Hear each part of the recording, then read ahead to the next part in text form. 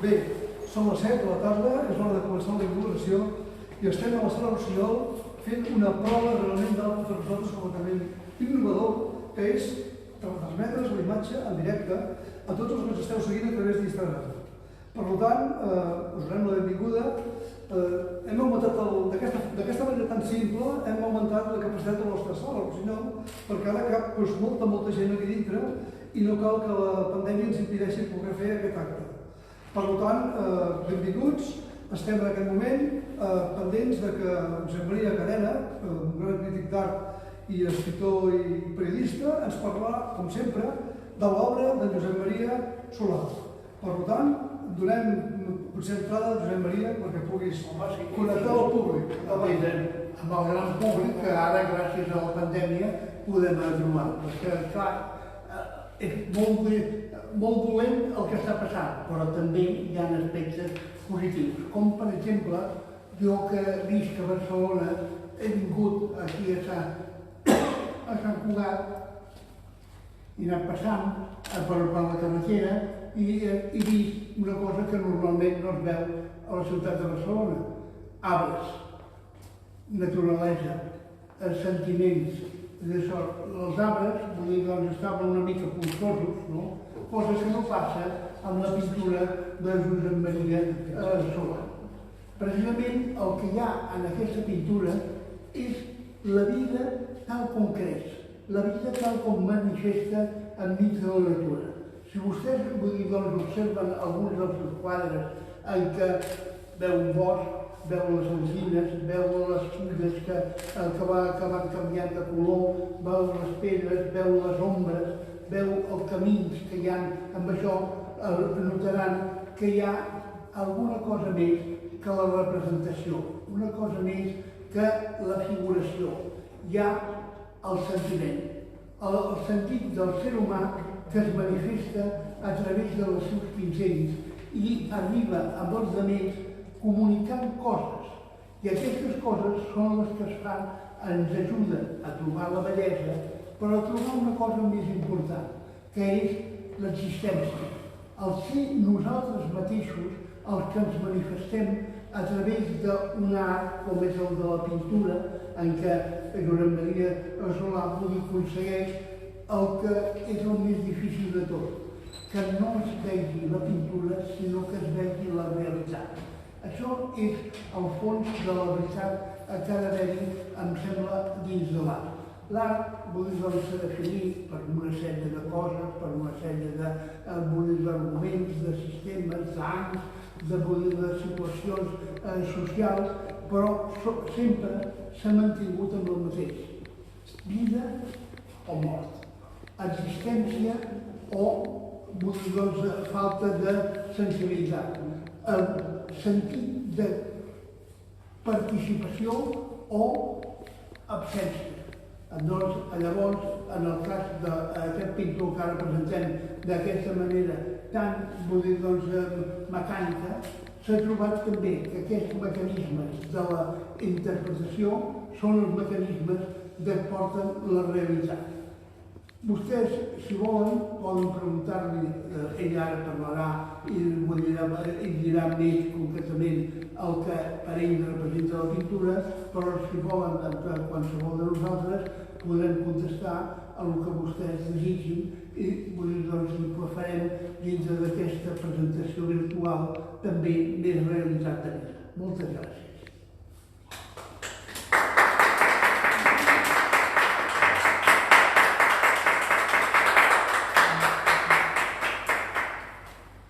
Bé, bona tarda a tots. Per primera vegada vinc a exposar a Sant Cugat. Estic molt content de veure l'obra. No l'havíem vist penjada perquè la inauguració ha sigut diferent. En un moment a mitja exposició, normalment són al principi de les exposicions, i jo vull agrair que el senyor Cadena s'hagi desplaçat fins aquí per fer-me aquesta crítica tan bonica, explicant el sentit de la vida de l'art, explicant una mica tot. És que més bé que ell jo no puc explicar, és ell que realment, sent les paraules, ho explica i ho explico amb els pinzells.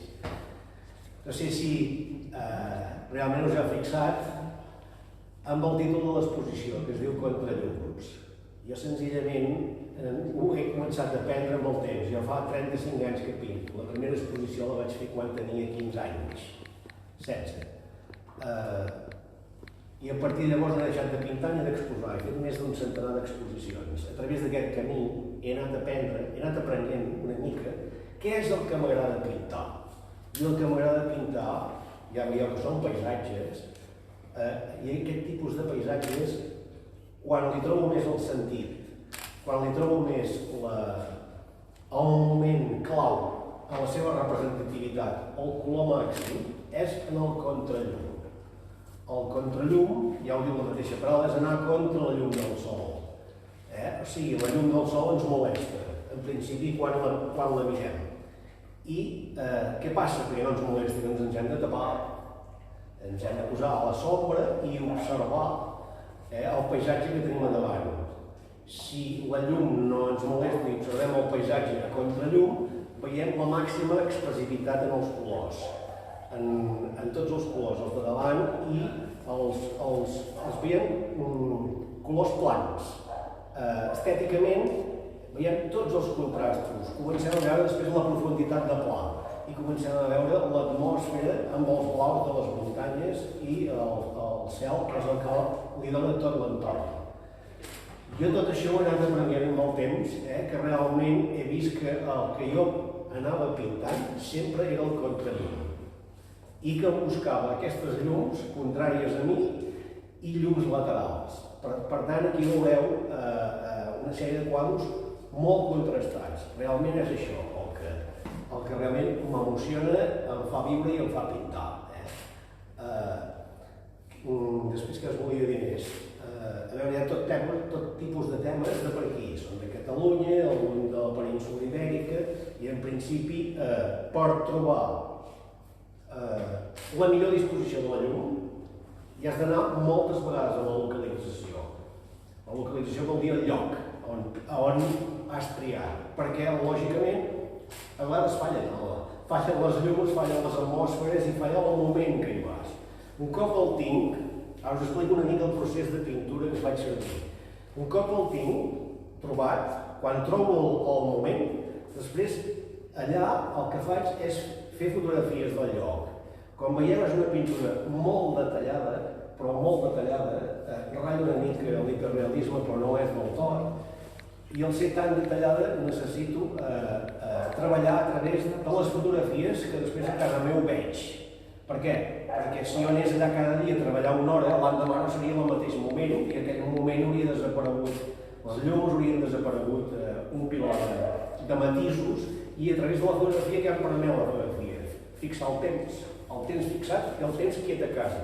L'emoció d'aquell moment, de trobar el paisatge i el moment de trobar aquesta aigua així quieta de la platja de Sant Francesc de Blanes, a la Costa Brava, aquest moment me l'emporto a casa i el tinc al cap, el tinc a la ment de quan em vaig quedar extasiat veient aquest paisatge i fent la fotografia d'aquest paisatge per després portar-la a l'estudi i representar-la amb oli, que és la tècnica, l'oli és la tècnica que faig servir sempre.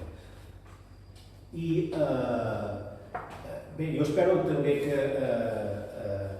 el faig en diversos processos, els quadros, vull dir, normalment faig un dibuix, llapis, després faig una taca, que queda com una aquarel·la, i després, com va dir el meu mestre, Josep Colomer, de l'Escola Olot, em va dir, nen, has de començar sempre pel cel. El cel entona el quadre. I a partir de llavors jo sempre m'ha quedat.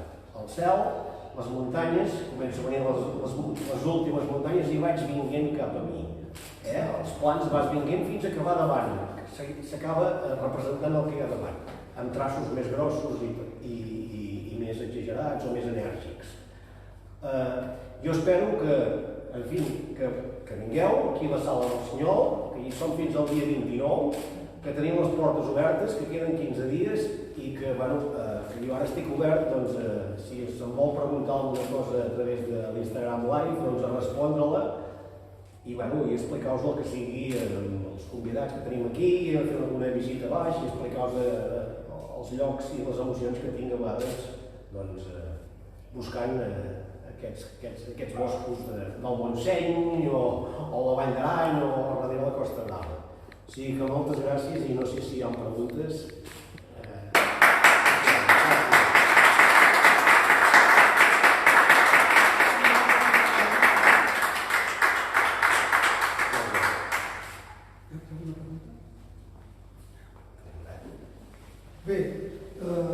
Josep Maria, això crec que ha estat molt bé. Com estem pendents, com dius tu, de les preguntes que ens podeu fer, i d'aquesta manera podem contestar directes amb el sistema que tenim ara muntat, que és això de l'Instagram, que per mi és com un miracle. Això és una cosa miraculosa que estiguem aquí i que ens pugui estar veient tot el món aquí sencer. Per tant, pendents estem, i si no, us agraïm novament la vostra presència, i com diu ell, serà l'exposició el dia 29 de setembre, falten dies per poder-ho veure, i podeu venir per aquí a veure l'exposició. Realment val la pena, no de veure-la a través d'Instagram, sinó veure-la realment físicament, quadre per quadre, perquè no és el mateix la fotografia de la imatge que la imatge en realitat per moments. Tenim una pregunta. Una pregunta. Un seguidor voldria saber quines són les principals influències de l'artista. Influències, bueno, bàsicament la pintura d'Olot una mica, el meu mestre va ser molt perquè jo des de petit el veia, i jo amb aquells colors i aquelles coses que feia, el que passa que el meu mestre pintava molt, pintava molt el que en aquell moment es veia, o sigui, molta gent al camp, molta gent treballant les feines del camp, molts enterros d'aquells que els escolans anaven blancs, el capellà també blanc i allà amb el fum i tot, feia unes escenes molt costumbristes. En Josep Pla li va escriure una carta i li va dir a Josep Colomer que era pintura intel·ligent i tradicional. És la pintura que a mi m'agrada. I va dir una carta que li va enviar sense demanar-me res.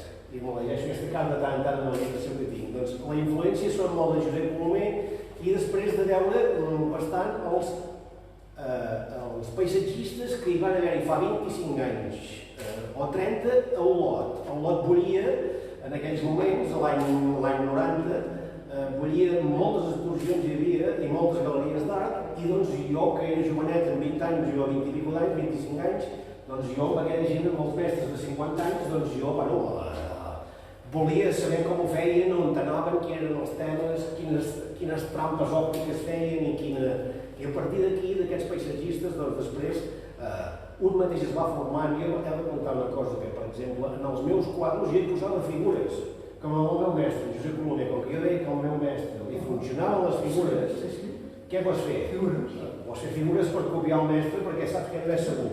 Doncs jo copiava les figures, fins que hi va haver un moment que em vaig separar del mestre perquè vas a fer estudis i tot això i vas deixant, i vas dir, això cal la figura o l'important és el paisatge? És el que estic, aquest tipus de paisatge que busco no me cal que el punt d'atenció sigui una figura, sigui un animal, una figureta, alguna escena que hi hagi per allà. A partir d'això, doncs, un es separa, després vaig fer Belles Arts a Olot, i al fer Belles Arts a Olot, després tot el món es va obrir i ja vaig aprendre a acceptar un ventall de possibilitats i vaig fer moltes proves i es va obrir el món. Però vaig continuar amb la meva pintura, que era la que realment portava al cor, la que realment em feia vibrar. Gràcies. Molt bé. Hi ha alguna pregunta més? Tenim aquí, que ens està seguint la Neus Ors, que és molt coneguda per tots nosaltres perquè ens visita.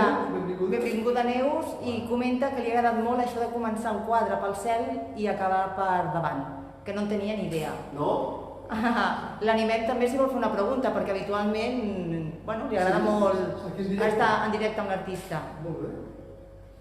Ens explica això, potser més ben explicat, això de les profunditats del quadre, no? Sí. Primer el cel, les muntanyes... No, al final és l'observació de cada artista, doncs, bàsicament rau en la comparació continuada. És a dir, si tu mires el cel arran de les muntanyes, és molt més clar. Si tu aixeques la mirada cap a dalt, aquest cel va blavejant. Però sempre funciona així, amb l'observació. I això què és? Això són les capes d'aire que hi ha a l'atmosfera, que hi ha al voltant, doncs fan que aquell sigui més tèrbol o més no tan nítid com a dalt de tot. Amb les muntanyes també passa, perquè les muntanyes blavegen de fons, o grisegen, doncs com més lluny són, més claretes són, i com més s'acosten, doncs més fosques van vinguent. La gent interpreta malament a vegades quan diu, però que les veig blaves aquestes muntanyes, perquè veuen la part il·luminada, la veuen verda i no veuen que sota hi ha un blau. Que és el que li dona, li dona aquella distància, aquella profunditat. I una muntanya molt pròxima doncs, pot tenir un blau aquí dintre, per exemple, però aquí darrere té un altre blau, i aquí té un altre que es va allunyant, i l'altre se'n va fins a arribar a la cosa més ferma. I això li dona aquesta sensació de profunditat. Molt bé. el cel es fa i després comences a venir amb les muntanyes. Si després hi ha quadres complicats, que tenen arbres que travessen per sobre del cel, després això ja és tècnica, saber si vols entrar dintre del cel i que hi hagi forats per allà al mig, o és jugar ja amb la part que tens a darrere. Doncs a la teva explicació, la Neus ens comenta que no s'ho havia plantejat mai, però que té tota la lògica. Espero que hagi resolt alguna cosa, si ella ho fa, que també té la seva dificultat, Tenim una altra pregunta. Molt bé. Quina és l'estació preferida de l'any per l'artista? Jo bàsicament tinc dues estacions que s'assemblen molt. Una és la tardor, com hem pogut comprovar, hi ha 3 quadres de tardor, n'hi ha una a l'entrada espectacular per mi, vaja, és la... Sí, és la No sé si ha fet entrar gent i nazi. La peça important, sí, sí. Jo crec que és una peça espectacular, perquè ja vaig trobar un moment d'aquells que dius, ostres, en trobes més d'aquells moments. Bueno, jo quan el vaig veure en aquell moment em vaig disfrutar molt i molt a l'hora de...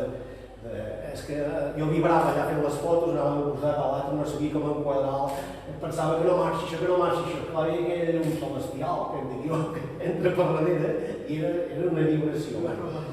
Doncs una és la tardor, que sol durar 3 setmanes, és una llàstima. I l'altra és la primavera, quan comencen a brotar els arbres, que sol ser també 3 o 4 setmanes, que sol ser les 3 setmanes d'abril. Hi ha moments, la primavera, que broten els arbres, que són taronges, llimones, que són d'aquests colors així, que s'assemblen amb la tardor. Però és un moment, depèn de quins arbres, que dura una setmana, 15 dies, els altres broten uns abans que d'altres, aquest és un altre moment. Perquè arriba un moment que allà al juliol és tot verd. Llavors no té aquell encant, no té aquella gràcia. Hi ha tant de verd, de tot arreu, estem rodejats de verd, és veritat, aquí de boscos, i Catalunya és una passada el que acabem de tenir de muntanyes, de verd i tot. I per tant, doncs, has de seleccionar molts dels moments, però jo sí puc sortir aquests 2 moments a buscar tema, que dic jo, doncs, i trobar-lo. Això no vol dir que un dia te vagis d'excursió i trobis una neu impressionant, que la busques i la trobes allà al desembre o al febrer, i trobis aquell moment i t'hagis de parar. I de seguida ja veig una mica, moltes vegades la meva família, com s'ha hagut de parar amb el cotxe perquè hem hagut de fer les fotos.